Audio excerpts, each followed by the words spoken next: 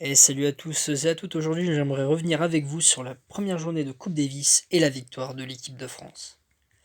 L'équipe de France débute la compétition avec la rencontre opposant Richard Gasquet au Tchèque Mačák, jeune joueur évoluant principalement dans les tournois Challenger, où son dernier fait d'armes en date remonte à un titre à Nur-Sultan au Kazakhstan sur dur en octobre dernier.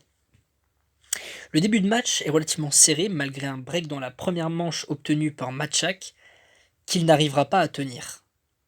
La première manche se soldera par un tie-break remporté sur le fil par le Tchèque 7-3. La deuxième manche, quant à elle, sera en revanche à sens unique pour Thomas, qui gagnera 6-2. Les Bleus sont alors menés 1-0 dans la confrontation. Richard déclara à la fin du match : « J'ai fait énormément de fautes, j'ai été mauvais, à aucun moment je n'ai réussi à bien frapper. J'ai perdu vraiment confiance après le premier set. Ça m'a fait plus mal que ça aurait dû. C'est assez rare à ce point, c'est difficile à accepter. C'est douloureux à porter, je n'étais pas au niveau, je suis moins solide qu'avant. » Ensuite, c'est au tour d'Adrian Manarino de tenter de relancer l'équipe de France.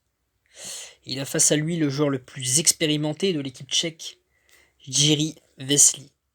Comme pour Gasquet, le premier set se solde par un tie-break remporté par le Tchèque. Et à ce moment-là, c'est compliqué, on commence à avoir peur, on se dit si Manarino perd ce match, c'en est fini. Mais le Français va élever son niveau de jeu et remporter les deux sets suivants de fort belle manière, 6-4, 6-2, et permettre à l'équipe de France de revenir à hauteur dans cette première confrontation de la poule C.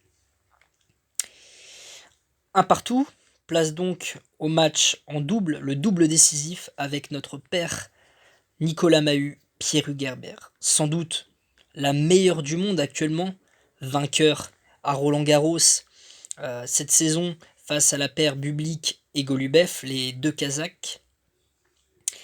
Cette paire a de quoi rassurer, surtout que les Tchèques ont préféré aligner Mačák à la place de Zdeněk Kolar, habitué à jouer avec les EK dans l'équipe. Début de match compliqué pour notre équipe de France, menée 1-7-0, mais c'était sans compter l'alchimie parfaite de nos deux compères qui se connaissent par cœur. On ne peut pas leur faire de mauvais coups. Ils parviennent à renverser le match en gagnant 6-4, 6-3 et offrent à la France ses premiers points dans la compétition.